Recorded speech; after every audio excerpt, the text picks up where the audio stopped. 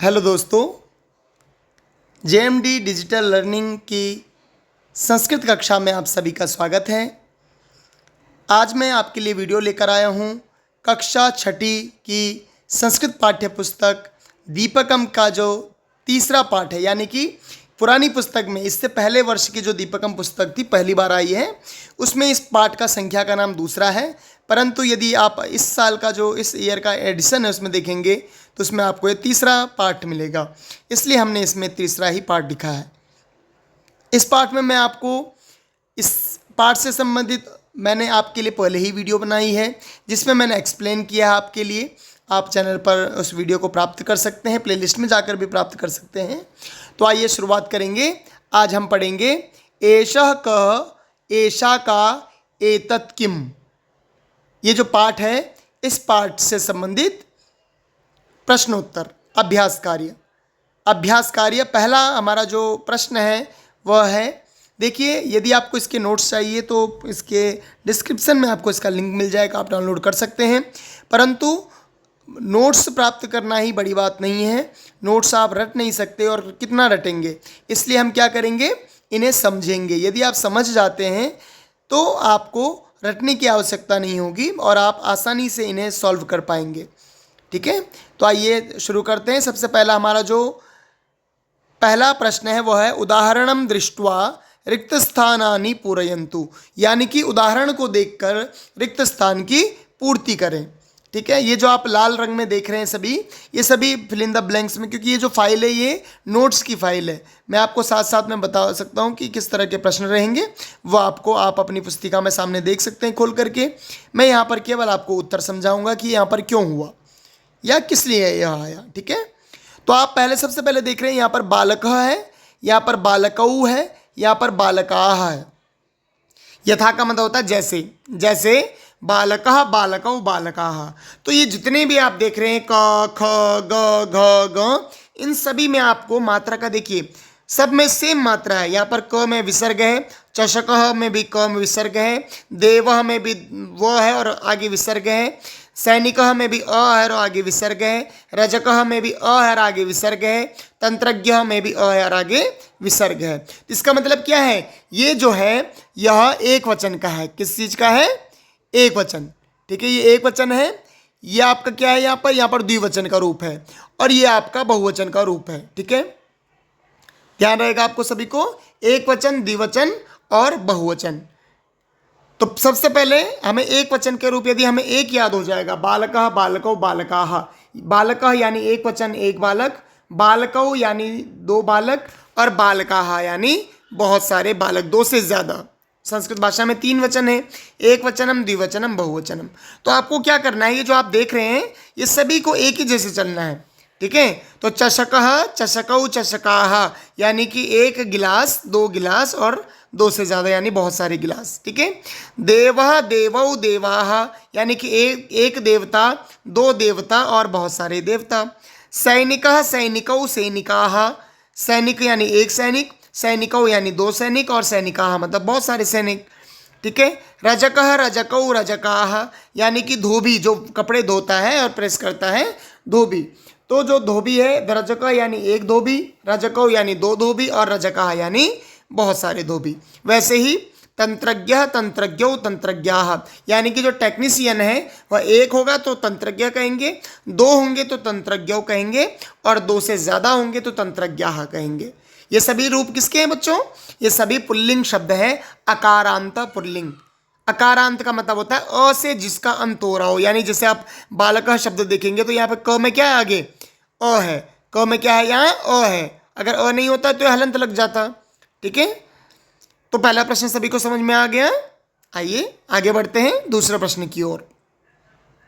उदाहरणानुसारम पट्टिकातः पदानि चित्वा रिक्त स्थानानि पूरयत या संजोयत। ठीक है, वो कह रहे हैं कि उदाहरण के अनुसार जो पट्टिका है, इस पट्टिका में से क्या करना है, पदानि चित्वा यानी कि पदों को चुनकर रिक्त स्थानेषु यानी कि रिक्त स्थानों में संयोजयन्तु यानी कि संयोजित करें, वहां पर उन्हें लिखें।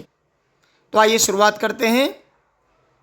सबसे पहले यथा का मतलब जहां पर भी लिखा रहेगा समझ जाना, जैसे तथा तथा का मतलब होता है वैसे, जैसे वैसे। तो यहाँ पर उदाहरण, जैसे हम बोलते हैं उदाहरण के रूप में जैसे हिंदी में, तो उसके लिए संस्कृत में आता है यथा।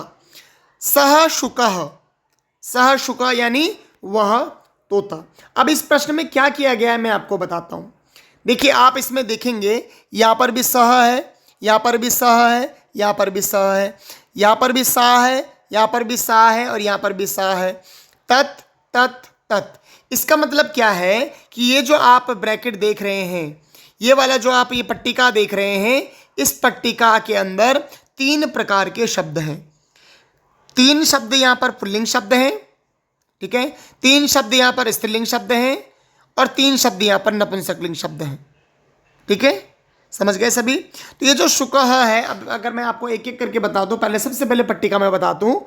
शुकः यानी तोता, पुल्लिंग शब्द है। स्यूतः यानी बैग, स्कूल बैग है या कोई भी बैग है उसके लिए स्यूतः कहते हैं, यानी कि बैग, ये भी पुल्लिंग शब्द है। अजा स्त्रीलिंग शब्द है। फलम नपुंसकलिंग शब्द है। पुष्पम नपुंसकलिंग शब्द है। महिषी यानी कि भैंसी है ना, मादा भैंस, फीमेल भैंस जो होती है उससे बफेलो, उसे कहते हैं महिषी। वृक्ष यानी कि पेड़, ये भी पुल्लिंग शब्द है। महिषी स्त्रीलिंग शब्द था, वृक्ष पुल्लिंग शब्द है। कुक्कुरः पुल्लिंग शब्द है। पावत है ना, पार्वती, पार्वती यानी पार्वती माता के लिए आया शब्द आया है, किसी गर्ल का नाम है तो वो भी स्त्रीलिंग शब्द है। और पुस्तकम अंतिम में शब्द आया यानी कि पुस्तक, ये क्या है, नपुंसकलिंग शब्द है। तो जो मैं अंडरलाइन कर रहा हूँ देखिए, पुस्तकम है, ठीक है, पुष्पम है, फलम है, ये कौन से हैं, ये तीनों के तीनों नपुंसकलिंग शब्द हैं। यदि मैं येलो से करूं तो जो शुक है, स्यूतः है, वृक्ष है और कुक्कुर है, ये पुल्लिंग शब्द हैं। क्योंकि यहाँ पर 4 इसलिए क्योंकि ये उदाहरण के रूप में यहाँ पर आ गया, स्व शुक पहला आ गया, ठीक है। उसके बाद जो ये 3 शब्द हैं आप देखेंगे, महिषी, अजा और पार्वती, ये क्या है, स्त्रीलिंग शब्द हैं, ठीक है। अब आपको हमने पहले पार्ट में पढ़ाया था कि जो ये है सह शब्द है, ये पुल्लिंग के लिए होता है, सह मतलब वह, सा का मतलब होता है स्त्रीलिंग के लिए प्रयोग करते हैं वह, और तत् मतलब भी होता है वह, किसमें, नपुंसकलिंग में। तो इसमें हमें क्या ध्यान रखना है कि सह किसके साथ लगेगा, जितने भी पुल्लिंग शब्द हैं उनके साथ सह लगेगा, ठीक है। यानी कि सह स्यूतः वह बैग, सह वृक्षः वह पेड़, सह कुक्कुरः वह कुत्ता, कुक्कुर यानी कुत्ता, ठीक है। वैसे ही सा किसके साथ लगेगा, हमेशा स्त्रीलिंग शब्द के साथ लगेगा। हिंदी में एक ही मीनिंग है, वह। सह का मतलब, सा का मतलब, तत् का मतलब, तीनों का मतलब होता है वह। फर्क सिर्फ इतना है, सह पुल्लिंग के लिए प्रयोग होता है, सा स्त्रीलिंग के लिए प्रयोग होता है, तत् नपुंसकलिंग के लिए प्रयोग होता है। तो अजा, सा अजा यानी वह बकरी स्त्रीलिंग शब्द है। सा पार्वती यानी वह पार्वती स्त्रीलिंग शब्द है। सा महिषी यानी वह भैंसी स्त्रीलिंग शब्द है, इसलिए इसके साथ सा आया। अब तत्पुष्पम, वह पुष्प यानी फूल है ना, तत्फलम यानी कि वह फल, तत्पुस्तकम यानी कि वह पुस्तक। अब इसमें आपको एक पहचान और दिखाई दे रही है, पुष्पम म हलंत है, फलम म हलंत है, पुस्तकम म हलंत है। तो नपुंसकलिंग शब्द की जो पहली शुरुआती यदि हम विशेषता बताएं तो पहला उसका जो चिन्ह है वो है म हलंत। तो आपको शुरुआती दिनों में यही याद रखना है, जिसमें भी म हलंत आएगा नपुंसकलिंग शब्द है। और ज़्यादातर जिसमें आगे एक विसर्ग आएगा अ से एंड होने के बाद, वह पुल्लिंग शब्द है। और ज़्यादातर जो आ से एंड हो रहे हैं या बड़ी ई से एंड हो रहा है जिनका एंथम में, जैसे अजा है, आ है, पार्वती में ई है, महिषी में ई है, तो ये स्त्रीलिंग शब्द हैं। ये केवल एक ट्रिक के लिए बता रहा हूँ, ये कोई नियम नहीं है, इसमें और भी शब्द आएंगे अलग अलग तरीके से, ठीक है। तो आगे बढ़ते हैं, यहाँ तक समझ में आ गया सभी को। तीसरा प्रश्न है, चित्रम दृष्ट्वा संस्कृत पदानि लिखन्तु। इसमें समझाने की ऐसी कोई आवश्यकता है नहीं, क्योंकि ऑलरेडी आपके पास जो प्रश्न है बुक में है, वहाँ पर चित्र दिए गए हैं, उनका केवल आपको संस्कृत नाम लिखना है। जैसे पहला चित्र है पुस्तकम, पुस्तक का है तो पुस्तकम। दूसरा चित्र है बालकों का, 2 बालक हैं इसलिए बालकौ। तीसरा चित्र है सैनिक, सैनिक यानी कि सिपाही। चौथा है वातायनम का मतलब होता है खिड़की, विंडो है ना। गायिका यानी कि सिंगर, गाने वाली। और त्रिशूलम यानी कि त्रिशूल, ठीक है, जो शंकर भगवान के पास भी होता है और माता पार्वती के पास भी होता है, दुर्गा माता के पास भी होता है। तो ये क्या है, त्रिशूल। त्रिशूलम। तो इसमें से यदि मैं इसमें से आपको पूछूं कि कौन पुल्लिंग है, कौन स्त्रीलिंग है, कौन नपुंसकलिंग है, तो पुस्तकम नपुंसकलिंग शब्द है, सैनिकः पुल्लिंग शब्द है, गायिका स्त्रीलिंग शब्द है, बालकौ पुल्लिंग शब्द है, द्विवचन का रूप है, वातायनम नपुंसकलिंग शब्द है, त्रिशूलम नपुंसकलिंग शब्द है। ठीक है, तो इतनी पहचान आपको पता लग गई। अब बढ़ते हैं हम चौथे प्रश्न की ओर। चौथा प्रश्न कह रहा है कि उदाहरणानुसारम, उदाहरण के अनुसार, पट्टिकातः यानी कि जो पट्टिका आप देख रहे हैं, इस पट्टिका से पदानि चित्वा यानी कि पदों को चुन करके रिक्त स्थानेषु लिखंतु, रिक्त स्थानों में लिखिए। ठीक है, रिक्त स्थान जो नीचे आ रहा है आपकी पुस्तक में आप देखेंगे तो वहाँ पर रिक्त स्थान ऑलरेडी होंगे। ठीक है, तो सबसे पहले हम देखेंगे कि इसमें किया क्या है। तो बच्चों इसमें कुछ नहीं किया है, इसमें दो बातें आपको गौर करने की है, इसलिए मैंने कहा कि समझेंगे तो करना आसान रहेगा।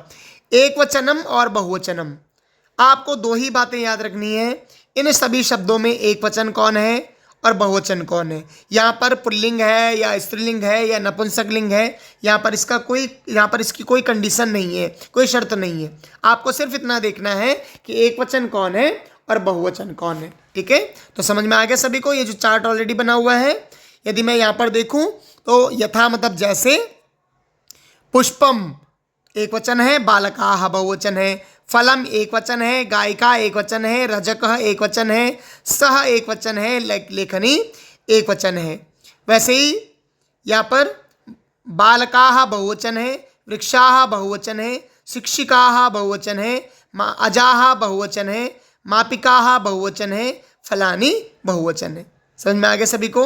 अब यदि आप मुझे, वैसे तो प्रश्न में ऐसा नहीं आया है, पर यदि आप पूछेंगे कि सर इसमें पुल्लिंग कौन है, स्त्रीलिंग कौन है, नपुंसकलिंग कौन है, तो फलम नपुंसकलिंग शब्द है, गायिका स्त्रीलिंग शब्द है, रजकः पुल्लिंग शब्द है, सह जो सर्वनाम है वो पुल्लिंग के लिए प्रयोग होता है, पुल्लिंग शब्द है, लेखनी स्त्रीलिंग शब्द है। ठीक है, वैसे ही बालकाः पुल्लिंग शब्द है, बालक शब्द का, वृक्षाः पुल्लिंग शब्द है बहुवचन, शिक्षिकाः स्त्रीलिंग शब्द है बहुवचन, जैसे बालिकाः वैसे शिक्षिकाः, अजाः वैसे ही स्त्रीलिंग शब्द है, मापिका का बहुवचन मापिकाः होता है, स्त्रीलिंग शब्द है, और फलानी शब्द किसका है, नपुंसकलिंग शब्द है। तो इस तरह यदि आप आसानी से बस ये पुल्लिंग, स्त्रीलिंग, नपुंसकलिंग, एक वचन, द्विवचन, बहुवचन, इसे यदि आप समझ जाते हैं बच्चों, और इन्हें आप आसानी से, फिर उसके बाद आपको कोई परेशानी नहीं आएगी किसी प्रश्न को सॉल्व करने में। अब आ जाइए आगे।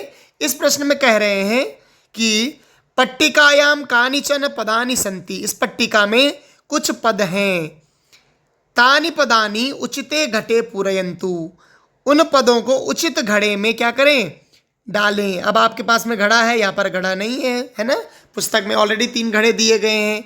अब इसमें किस आधार पर करना है, देखिए इसमें किसी आधार पर नहीं करना है। देखिए सबसे ऊपर क्या लिखा बच्चों, सबसे ऊपर लिखा है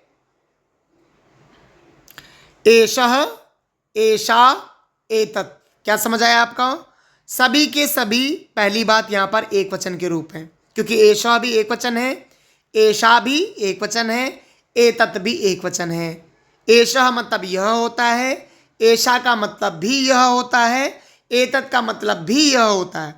फर्क क्या है, सिर्फ इतना फर्क है, ये है पुल्लिंग, ठीक है, ये है स्त्रीलिंग, ये क्या है स्त्रीलिंग, और ये क्या है नपुंसकलिंग। क्या है ये है नपुंसकलिंग। ठीक है, समझ में आ गया सभी को, ये क्या है नपुंसकलिंग। इतना क्लियर हो गया सभी को, एषा, ऐसा, एतत्। तो इस जब सबसे शुरुआत में ये ऑलरेडी दिया हुआ है एषा, तो समझ जाना कि इस पंक्ति में जितने भी शब्द हैं, किसमें, इस पंक्ति में जितने भी शब्द हैं सभी के सभी पुल्लिंग शब्द होंगे, क्योंकि एषा पुल्लिंग है। वैसे ही एषा के अंतर्गत जितने शब्द हैं सभी के सभी नपुंसकलिंग शब्द हैं, क्योंकि एषा शब्द क्या है, सॉरी स्त्रीलिंग शब्द है, क्योंकि ऐसा क्या है स्त्रीलिंग शब्द है। वैसे ही एतत् के जितने भी आप देख रहे हैं इसमें, ये क्या है स्त्रीलिंग शब्द हैं, सॉरी नपुंसकलिंग शब्द हैं। पहले पुल्लिंग, फिर स्त्रीलिंग, फिर नपुंसकलिंग, पुल्लिंग, स्त्रीलिंग, नपुंसकलिंग। समझ गए सभी, एषा पुल्लिंग है, एषा स्त्रीलिंग है, एतत् नपुंसकलिंग है। इसलिए एषा से नीचे जितने शब्द आए हैं वो सभी पुल्लिंग है, एषा से नीचे जितने शब्द